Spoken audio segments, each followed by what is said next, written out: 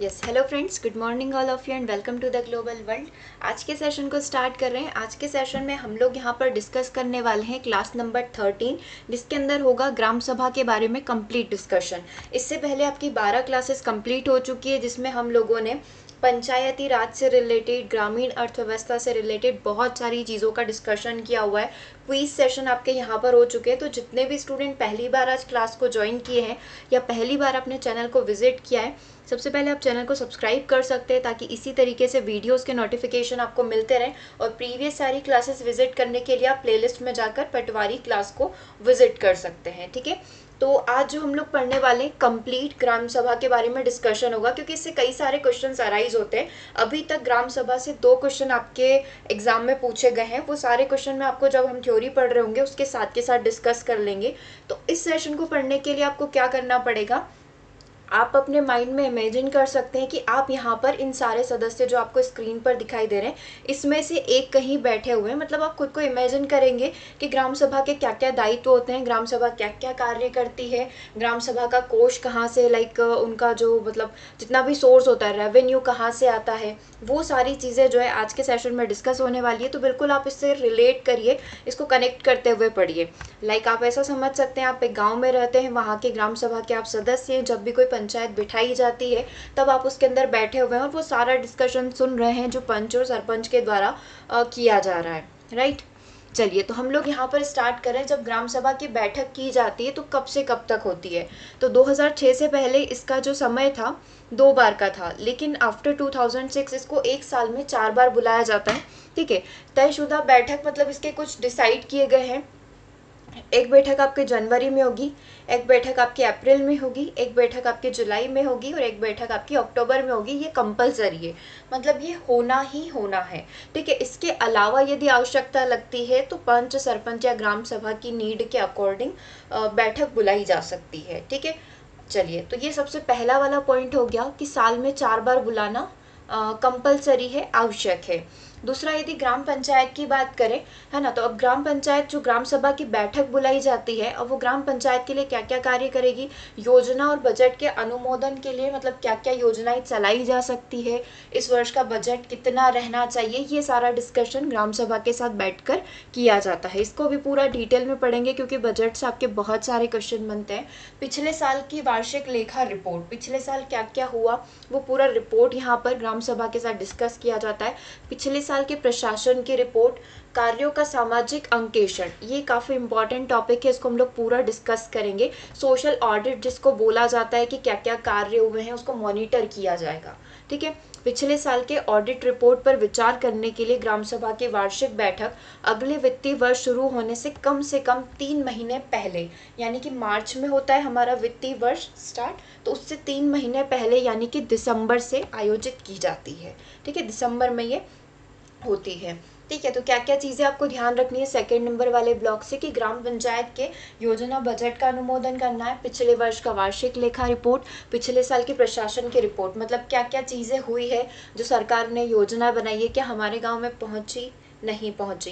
कार्यों का सामाजिक अंकेक्षण करने के लिए कौन कौन से सोशल वर्क थे, सड़क वगैरह जितनी भी बनी है उन सभी का सोशल ऑडिट मॉनिटरिंग यहाँ पर की जाएगी। पिछले साल का ऑडिट रिपोर्ट, कितना पैसा गवर्नमेंट ने हमारी राज्य सरकार को दिया था, केंद्र सरकार ने राज्य सरकार को दिया, राज्य सरकार ने जिला तक पहुँचाया, जिला ने पंचायत तक कैसे पहुँचाया, वो सारी चीज़ों का ब्यौरा इसके अंदर रहता है। ठीक है, ये वाली चीज़ें। अब ग्राम सभा की कुछ विशेष बैठकें होती है जो कि ग्राम सभा सदस्यों, है ना, ग्राम सभा सदस्यों, जिला पंचायत, जनपद पंचायत, जिला कलेक्टर के द्वारा चाहे जाने पर ग्राम पंचायत के द्वारा बुलाई जाएगी।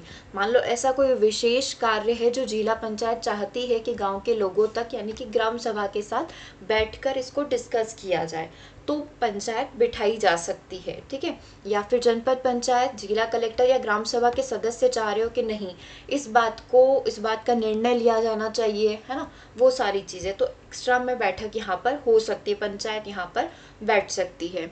ग्राम सभा अपनी बैठक बताई गई 4 तारीखों के अलावा अपनी ज़रूरत या अपनी सुविधा के अनुसार बुला सकते हैं।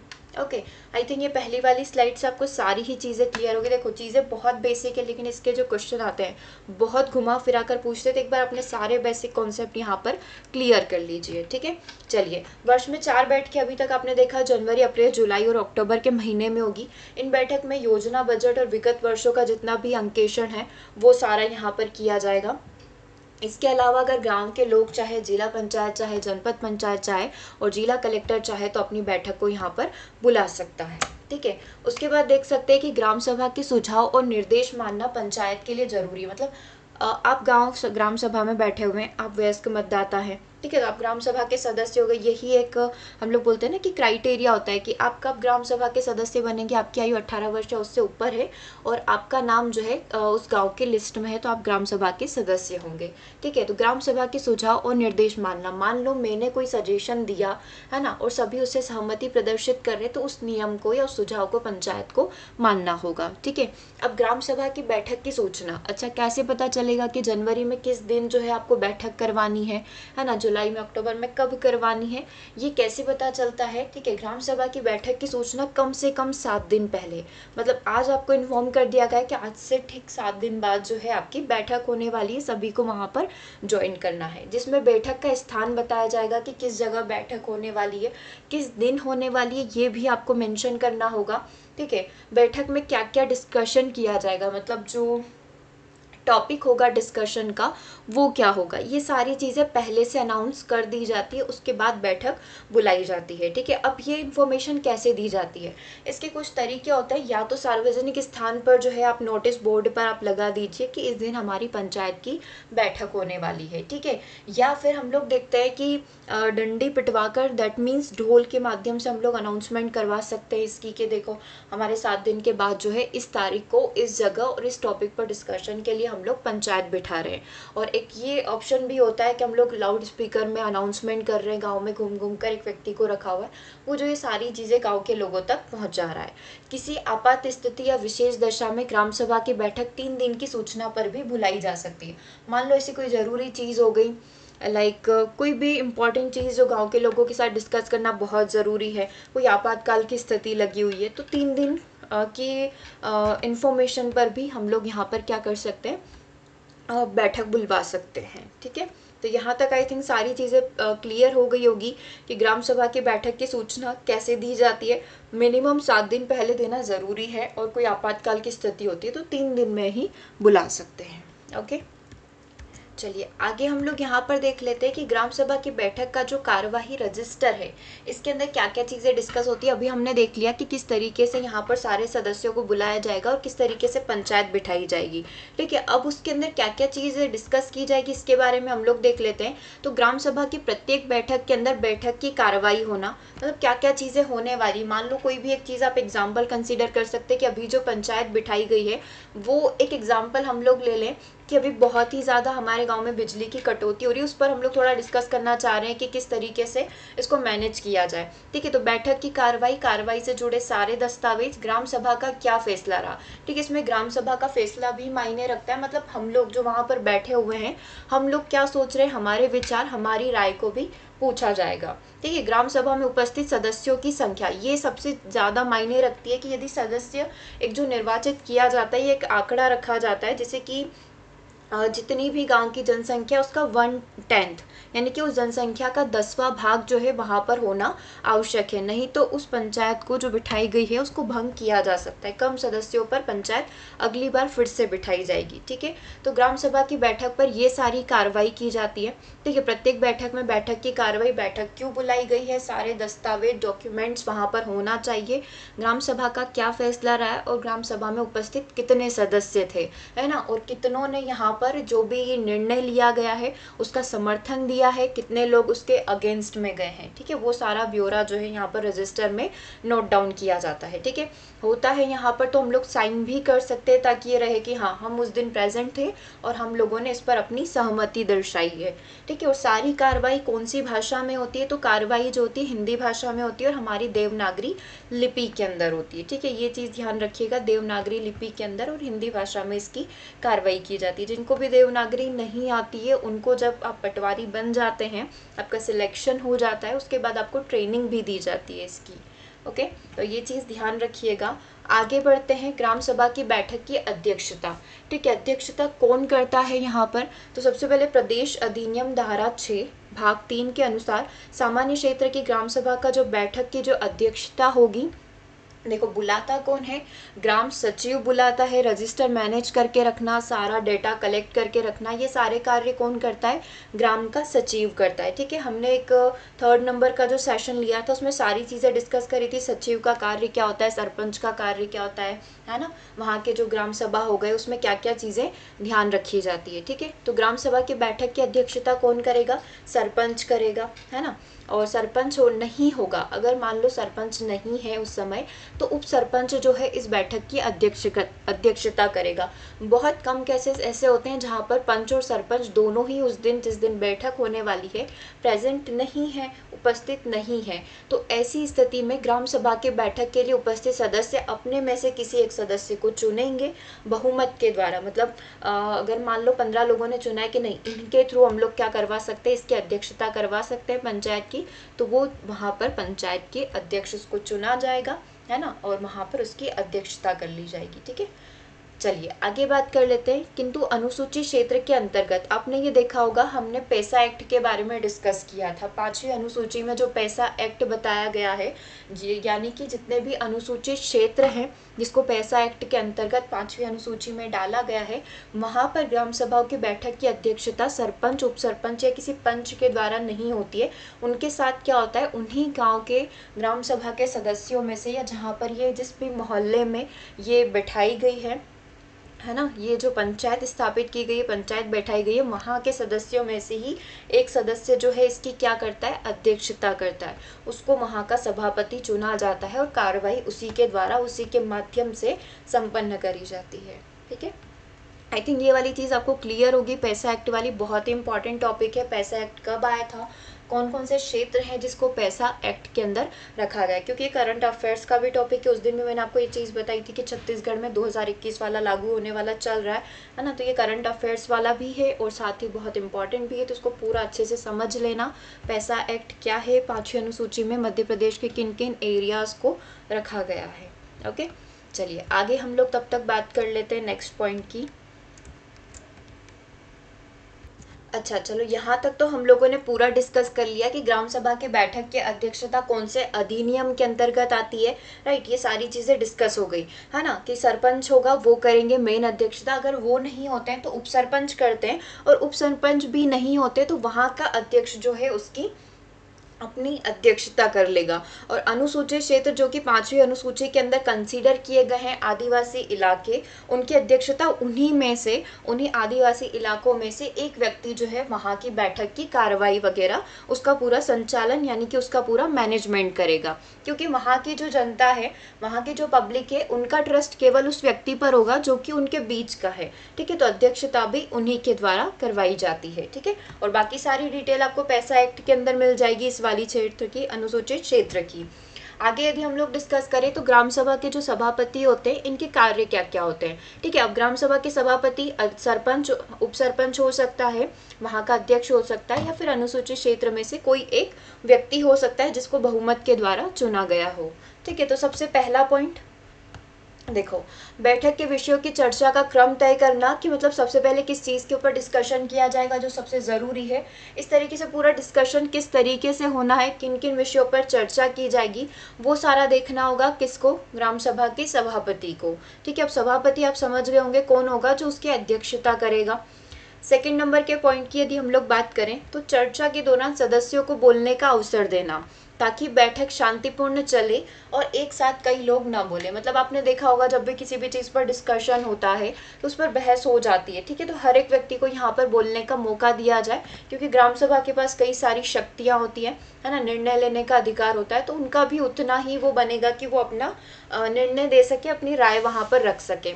किसी विषय पर फैसला लेते समय ग्राम सभा सदस्यों में आपस में मतभेद होने पर मतदान की प्रक्रिया को सुनिश्चित करना। मतलब कि देखो, अभी ऐसा हो गया है कि कोई एक सहमति नहीं बन पा रही है। ठीक है, तो वहाँ पर मतदान की प्रक्रिया हम लोग सुनिश्चित कर सकते हैं।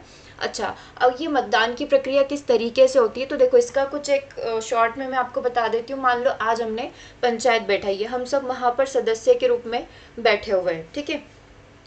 अब कुछ दो निर्णय इस तरीके से लिए हुए हैं कि एक उसके फेवर में है, दूसरा उसके अपोजिट है। मतलब वो चाह रहे कि ऐसा नहीं हो और हम लोग चाह रहे कि कुछ इस तरीके का कार्य हमारे गांव में होना चाहिए, ठीक है। तो अब मान लो कि दोनों पर सहमति नहीं बन रही है, तो यहाँ पर क्या होगा कि अगर सहमति नहीं बन रही है, बहुत ही ज़्यादा विरोध हो रहा है, तो नेक्स्ट टाइम के लिए पंचायत को स्थगित कर दिया जाएगा, अगली बार इसका निर्णय लिया जाएगा। फिर क्या होगा, नेक्स्ट टाइम हमारी पंचायत बैठेगी, फिर भी यदि उस चीज़ पर एक साथ सभी व्यक्तियों की सहमति नहीं बन पाती है, तो फिर वहाँ पर गुप्त मतदान किया जाता है, ठीक है। और जो जिसका सबसे ज़्यादा बहुमत रहेगा उस डिसीजन को वहाँ पर एक्सेप्ट कर लिया जाता है, ठीक है। तो ये पंचायत इस तरीके से अपना कार्य करती है, ठीक है। नेक्स्ट पॉइंट की बात कर लेते हैं। किसी सदस्य की ग्राम सभा में सदस्यता या बैठक में भाग लेने पर विवाद होने की दशा में यह तय करना कि व्यक्ति बैठक में भाग लेगा कि नहीं। मतलब कोई भी व्यक्ति, मतलब बहुत ही ज़्यादा इस तरीके से हो रहा है कि बहुत ही ज़्यादा विवाद हो रहे हैं, है ना, अच्छे से हमारी सभा संपन्न नहीं हो पा रही है, ठीक है। तो उसको यहाँ पर उसकी व्यक्तिगत राय जो है उसको लिया जाए या नहीं लिया जाए, उसको सभा में सम्मिलित किया जाए, शामिल किया जाए या नहीं, इस पर सोचा जा सकता है, ठीक है। ये किसका रिस्पॉन्सिबिलिटी होगी, किसका दायित्व रहेगा, तो ग्राम सभा के सदस्य का दायित्व रहेगा। ओके, चलिए नेक्स्ट पॉइंट की बात हम लोग यहाँ पर कर लेते हैं। देखो, ग्राम सभा के संबंध में जो पंचायत का सचिव होता है, ग्राम सचिव जो होता है, उसकी भूमिका क्या होती है। प्रत्येक ग्राम पंचायत के सचिव की यह जिम्मेदारी होती है कि वह ग्राम सभा के बैठक के संचालन में सभापति की सहायता करे। उसको प्रॉपर मैनेजमेंट वगैरह करना होता है, जितने भी रजिस्टर वगैरह होते हैं, ऑडिट वगैरह होते हैं, उसको सबको अरेंज करके रखना होता है, डेटा कलेक्ट करके रखना होता है। ग्राम सभा बैठक की पूर्व सूचना सदस्यों तक पहुँचे, ये सुनिश्चित करे कि मतलब हर व्यक्ति को ये पता हो कि पंचायत जो है कब बैठेगी, ग्राम सभा की बैठक जो है यहाँ पर कब होने वाली है। ओके, थर्ड नंबर का पॉइंट, पंचायत के सभी रिकॉर्ड व दस्तावेज ग्राम सभा की बैठक में लेकर आए। जितना भी डेटा है, जितने भी दस्तावेज है, वो जब भी पंचायत बैठ रही हो, तो हमने देखा था शुरुआत में कि सारे रिकॉर्ड जो है, दस्तावेज जो है वहाँ पर प्रस्तुत करना होते हैं जब पंचायत बैठी होती है, ठीक है। तो वो सारे दस्तावेज कलेक्ट करके लेकर आना किसका कार्य होगा, पंचायत सचिव का होगा, ठीक है। देखो, अब क्या बात बताई हुई है, ग्राम सभा में जो भी विषय विचार के लिए रखे जाए, जिन भी टॉपिक पर डिस्कशन हो रहा हो, चाहे वो लाइट इलेक्ट्रिसिटी को लेकर हो या फिर बिजली चोरी को लेकर हो, जो भी चीज़ें हो यहाँ पर, ठीक है, तो उस पर किस तरीके से फैसला लिया जाएगा, जस्ट अभी मैंने आपको शॉर्ट में समझाया, वही सारी चीज़ें यहाँ पर लिखी हुई है कि ग्राम सभा की बैठक में जितने भी विषयों पर विचार किया गया है, जितने पर भी डिस्कशन किया गया है, सभी विषयों पर एक मत, मतलब सभी लोगों की सहमति होना आवश्यक है। अगर मेजोरिटी बोल रही है कि हाँ ये चीज़ होना चाहिए, तो उसको एक्सेप्ट कर लिया जाएगा। अगर एक मत से फैसला नहीं होता है, तो उसको क्या कर दिया जाएगा, पहले ट्राई किया जाएगा कि उस विरोध को ख़त्म किया जाए, और फिर भी यदि ऐसा नहीं होता है तो पंचायत को स्थगित किया जाता है। जिस तरीके से आप देखते हैं ना, कोर्ट स्थगित की जाती है, उसी तरीके से अगले टाइम के लिए, अगली ग्राम सभा के लिए उसको स्थगित कर दिया जाता है। अगर दूसरी ग्राम सभा में भी सेम चीज़ होती है, एक मत से फैसला नहीं होता है, तो गुप्त मतदान वहाँ पर किया जाएगा, और जिसको अधिक वोट दिया जाएगा उस विचार को यहाँ पर एक्सेप्ट कर लिया जाता है, ठीक है। अब सबसे इम्पॉर्टेंट चीज़ यहाँ पर आती है, जिससे आपका एग्जाम में क्वेश्चन बना हुआ है, ग्राम कोष कितने प्रकार के होते हैं, ठीक है। तो ग्राम कोष जो होते हैं बेसिकली 4 प्रकार के होते हैं। अच्छा, अब सबसे पहले इस पॉइंट को देखकर ये डाउट आ रहा है, ग्राम कोष मतलब क्या होगा। कोष मतलब होता है खजाना, मतलब गांव के पास क्या क्या चीज़ें हैं, जब आपातकाल की स्थिति लगती है या किसी भी गरीब की मदद करनी होती है, तो गांव के पास जितना भी धन रखा हुआ है, जितनी भी चीज़ें उसके पास, जितने भी सोर्स वगैरह रखे हुए हैं, रिसोर्सेस वगैरह हैं, उससे वो गाँव के लोगों की मदद कर सकती है, ठीक है। तो ग्राम कोष के बारे में हम लोग डिस्कस कर लेते हैं, थोड़ा सा थ्योरी देख लेते हैं, उसके बाद इसके टाइप हम लोग डिस्कस कर लेंगे। ओके, सबसे पहले यदि बात की जाए, देखो सबसे पहले क्या बोला गया है यहाँ पर,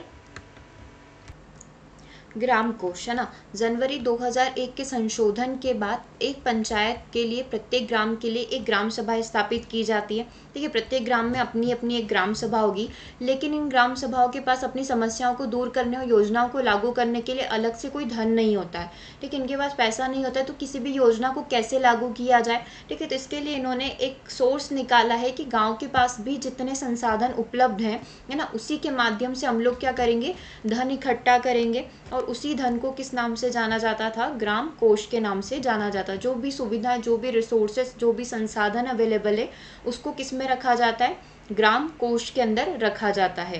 पहले यह भी तय नहीं था कि ग्राम पंचायत को मिलने वाले धन को पंचायत क्षेत्र के भीतर आने वाले गांवों के बीच में कैसे बांटा जाएगा। मतलब जो भी धन आगे से आ रहा है, केंद्र सरकार, राज्य सरकार, जिला परिषद, जहां से भी आ रहा है, उस धन को किसका कितना किसको देना है, ये सारी चीजें नहीं होती थी। फिर ग्राम स्वराज अधिनियम 2004, आपने पढ़ा होगा ग्राम स्वराज अधिनियम 2001, फिर 2004 में जो संशोधन हुए, याद आ रहा होगा, हमने पूरा कंपैरिजन करके पढ़ा था एक टेबल के अंदर।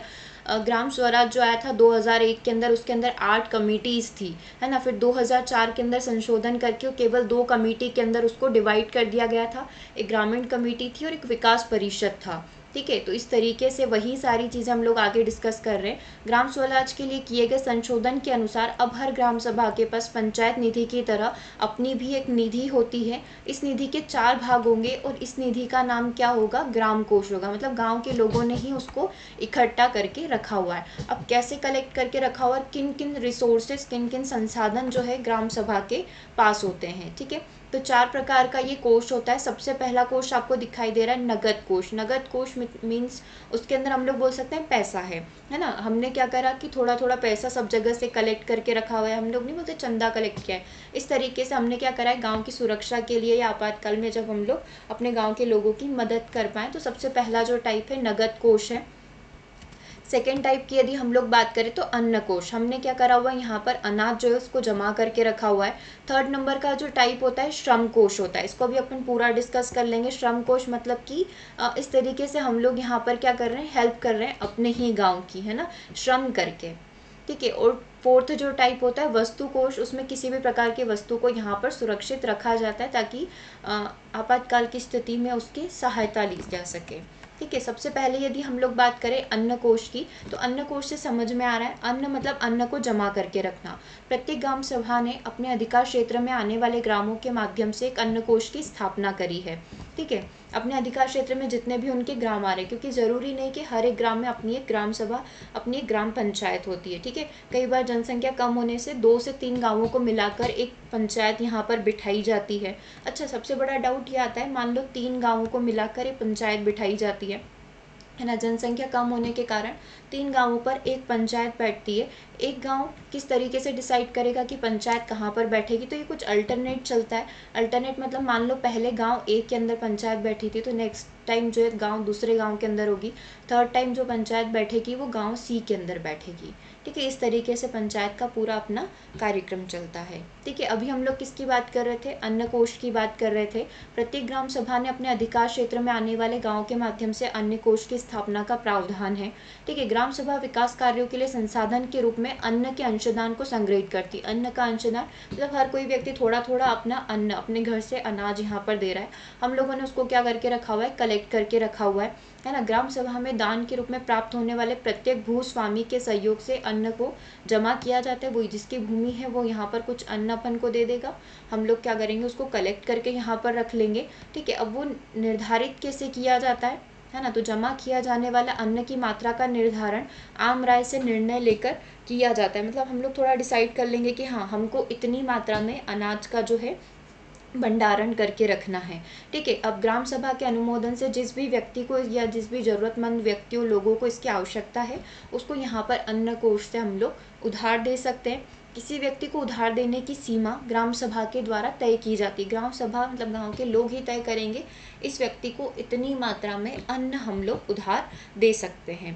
आपात की स्थिति में मैक्सिमम 50 किलो तक जो है अनुमोदन करके हम लोग वहाँ पर इसको दे सकते हैं, ठीक है। वही चीज़ लिखी हुई है, किसी आपातकाल की स्थिति में अन्न कोष से अधिकतम 50 किलो अन्न ग्राम सभा के अनुमोदन की प्रत्याशा में ग्राम विकास समिति के अध्यक्ष के द्वारा आहरण के लिए मंजूर किया जा सकता है, ठीक है। तो ये पहला कौन सा टाइप हो गया, अन्न कोष हो गया, जिसमें अनाज का संग्रहण करके जरूरतमंद व्यक्ति को दिया जा सकता है। दूसरा होता है वस्तु कोष। वस्तु कोष में किसी भी वस्तु जो आगे काम आ सकती है उसको यहाँ पर संग्रहित करके रखा जा सकता है। जस्ट एन एग्जाम्पल, सबसे पहले आप एग्जाम्पल देख लीजिए। ट्रैक्टर की आवश्यकता पड़ गई, ट्रॉली की आवश्यकता, लाइक किसी किसान बहुत गरीब है, उसके पास ये सारे संसाधन नहीं है, तो हम लोग उसको उसकी ज़रूरत के हिसाब से दे सकते हैं। ट्रैक्टर, ट्रॉली, सिंचाई, नलकूप, जितनी भी उपकरण है, जो भी आवश्यकता लगती है एक व्यक्ति को, ज़रूरतमंद को, उसको दिया जा सकता है उसके कार्य के अनुरूप। ठीक है। प्रत्येक ग्राम में एक वस्तु कोष का संधारण किए जाने का प्रावधान है। ग्राम सभा ग्रामवासियों से तथा अन्य किसी भी स्रोत अथवा माध्यम से उस वस्तु को प्राप्त कर सकती है। वस्तु कोष में प्राप्त प्रत्येक सामग्री का लेखा जोखा, है ना, पूरा विवरण, डिटेल यहाँ पर रखा जाता है। वस्तु कोष में सामग्री का उपयोग ग्राम सभा के अनुमोदन से, वही कि किसको आवश्यकता किसके अकॉर्डिंग जैसे पड़ रही है उसके अकॉर्डिंग उसको दिया जा सकता है। ठीक है। तो ये इस तरीके से आपका वस्तु कोष होगा, है ना। अस्थायी उपयोग यानी कि आप ट्रैक्टर, ट्रॉली, इन सभी का प्रयोग यहाँ पर कर सकते हैं जिसको भी इसकी आवश्यकता लगती है। ओके। नेक्स्ट पॉइंट की बात हम लोग यहाँ पर कर लेते हैं श्रम कोष की। देखो, श्रम कोष ग्राम सभा द्वारा पंचायत के ऐसे व्यक्तियों को स्वेच्छा से विकास कार्य हेतु श्रमदान करने के जो इच्छुक हैं उनका पंजीयन करके उनका पूरा रजिस्ट्रेशन यहाँ पर किया जाता है कि हाँ, ये व्यक्ति जब भी हमें ज़रूरत लगेगी तो ये श्रमदान करने के लिए रेडी रहेंगे। किसी के साथ यहाँ पर कोई ज़बरदस्ती नहीं होगी, किन्हीं बच्चों को यहाँ पर श्रम में इंक्लूड नहीं किया जाएगा। श्रमदान करने वाले व्यक्तियों का पृथक से पंजीकरण किया जाता है। आवश्यकता पड़ने पर उनके श्रम का उपयोग जो है निर्माण कार्यों में किया जा सकता है। मान लो बाढ़ आ गई थी या बहुत अत्यधिक वर्षा हो गई, उसके कारण जितना भी हुआ है, यदि कोई भी व्यक्ति यहाँ पर अपना श्रमदान करना चाहे तो वो यहाँ पर कर सकता है। ठीक है। निर्माण कार्यों में अपना हेल्प कर सकता है। उसके बाद यदि हम लोग बात करें नगद कोष की, नगद कोष आपको समझ में आ रहा होगा, मीन्स यहाँ पर हम लोग क्या कर रहे हैं, धन इकट्ठा कर रहे हैं। ठीक है। ग्राम कोष में केंद्र शासन, राज्य शासन से प्राप्त अनुमोदन, अनुदान राशि के साथ ही करारोपण, करारोपण मतलब जो भी टैक्स कर जिसको हम लोग बोलते हैं, टैक्स वगैरह जो भी लगता है उससे प्राप्त आय को यहाँ पर जमा किया जाता है। प्रत्येक ग्राम सभा का नगद कोष जो होता है, इसका खाता किसी भी नेशनल बैंक वगैरह हो गई, है ना, सहकारी बैंक हो गई, या पोस्ट ऑफिस में इसका एक अकाउंट खोला जा सकता है, वहाँ पर इसको जमा किया जा सकता है। ओके। ग्राम विकास समिति इस कोष से राशि सरपंच एवं सचिव से संयुक्त हस्ताक्षरों द्वारा निकाल सकती है। मतलब जहाँ पर सरपंच और सचिव जो है उनकी परमिशन के साथ ही जो है इस राशि को निकाला जा सकता है। यह राशि आवश्यकता अनुसार आहरण की जा सकती है, मतलब जिसको इसकी आवश्यकता है वो उसको एक्सेप्ट कर सकता है। ग्राम विकास समिति का अध्यक्ष सुनिश्चित करता है कि बजट अनुसार राशि का खर्च हो, मतलब जो भी राशि यहाँ पर कलेक्ट की गई है, जिस भी कार्य के लिए हम लोग प्रयोग कर रहे हैं, जितना बजट में है उसी के अकॉर्डिंग उसका हम लोग खर्च करें। नगद कोष से उतनी ही राशि निकाली जाएगी जितने का बजट में लिखा है या जितने का बजट में यहाँ पर प्रावधान है। ठीक है। तो ये 4 प्रकार के कोष होते हैं। आई थिंक चारों ही चीज़ें आपको क्लियर हो गई होगी। नगद कोष में पैसा हम लोग कलेक्ट करके रखते हैं किसी भी नेशनल या ऑथोराइज्ड बैंक के अंदर, है ना। दूसरा अन्न कोष जिसमें हम लोग अनाज इकट्ठा करके रखेंगे। तीसरा श्रम कोष जिसमें रजिस्ट्रेशन किया जाएगा, जो व्यक्ति श्रम करने के इच्छुक हैं, जब भी आवश्यकता लगेगी तो वो हमारी हेल्प कर सकते हैं। ठीक है। वस्तु कोष में हम लोग किसी भी प्रकार की वस्तु को यहाँ पर संरक्षित और सुरक्षित करके रख सकते हैं। ठीक है। तो ये 4 कोष होते हैं जो ग्राम कोष के नाम से जाने जाते हैं। ठीक है। अब जैसे कि मैंने आपको बताया था कि ग्राम सभा का बजट भी यहाँ पर बहुत इंपॉर्टेंट होता है, तो इनकी कुछ फिक्स डेट होती है, तो वो हम लोग यहाँ पर देख लेते हैं। सबसे पहले पॉइंट की यदि बात की जाए तो सबसे पहला जो पॉइंट है, आगामी वर्ष के लिए प्रस्तावित कार्यक्रमों की प्रस्तुति, मतलब नेक्स्ट ईयर क्या क्या प्रोग्राम होने वाले हैं, कौन कौन से कार्यक्रम होने वाले हैं। ठीक है। तो इसका जो प्राधिकारी होगा, है ना, वो कौन होगा, ग्राम विकास समिति होगी। ठीक है। अब ये कब होता है, सबसे अंतिम तारीख जिससे पहले पहले या उस दिन तक ये सारी कार्रवाई कंप्लीट हो जानी चाहिए। ठीक है। 31 दिसंबर तक ये पता चल जाना चाहिए कि नेक्स्ट ईयर जो है पंचायत में क्या क्या चीज़ें होने वाली है ना, क्या क्या कार्यक्रम होने वाले हैं, ये सारी चीज़ें पिछले साल के मतलब 31 दिसंबर तक पता चल जाना चाहिए कि 1 तारीख से क्या क्या चीज़ें कंप्लीट करनी है। ठीक है। दूसरा, बजट अनुमान का प्रारूप तैयार करना, ये कार्य भी किसके अंतर्गत आता है, ग्राम विकास समिति के अंतर्गत आता है। ठीक है। प्रतिवर्ष जो है हर साल 7 जनवरी को ये डिसाइड किया जाता है कि इस साल हमारे गांव का बजट इतना होना चाहिए। ठीक है। थर्ड जो पॉइंट है वो कुछ इस तरीके से है कि बजट अनुमान के प्रारूप के अनुमान, मतलब जो भी बजट अनुमान ग्राम विकास समिति ने लगाया है उसके अकॉर्डिंग ग्राम सभा क्या कहती है, उनका जो राय है वो क्या है, ये कौन डिसाइड करेगा, ग्राम सभा डिसाइड करेगी।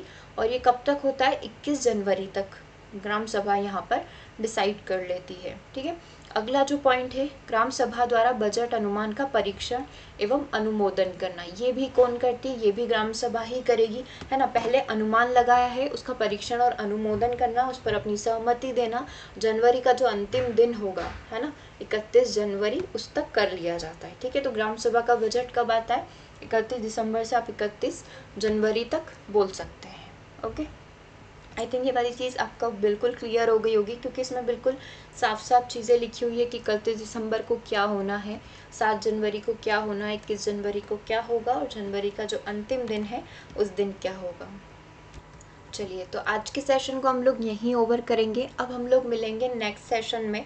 ठीक है, कल मॉर्निंग जो आपका सेशन होगा उस सेशन में हम लोग मिलेंगे, और 20 से आपकी रेगुलर जो लाइव क्लासेस होती थी वो भी यहाँ पर स्टार्ट हो जाएगी। ठीक है, तब तक यदि आप न्यू है और आप इससे प्रीवियस जो 12 क्लासेस आपकी यहाँ पर पटवारी की हो चुकी है, पंचायती राज वाली, है ना, उनको आप कंप्लीट कर लीजिए। क्विज सेशन यहाँ पर जितने भी हुए हैं वो सारे कंप्लीट कर लीजिए। कंप्यूटर की क्लासेस भी आपकी यहाँ पर स्टार्ट हो चुकी है, वो नहीं देखी है तो उसको भी आप ज़रूर से देख लीजिए, ताकि जब भी आप रेगुलर लाइव क्लासेस अटेंड करें तो उसमें आपका प्रीवियस वाला है या जो पुराना वाला है वो कुछ भी मिस नहीं हो। और सेशन कैसा लगा कमेंट करके ज़रूर से बताइएगा। इसका क्विज़ जो है आपको कम्युनिटी टैब में मिलता जाएगा, वहाँ से जाकर आप प्रैक्टिस कर सकते हैं। नोट्स के लिए आप ऐप को यहाँ पर विजिट कर सकते हैं, वेबसाइट पर भी नोट्स आपको मिल जाएंगे, वहाँ से जाकर भी आप रेगुलर स्टडीज़ अपनी कंप्लीट कर सकते हैं। ओके, तो आज के सेशन को यहीं ओवर करते हैं। Thanks for watching.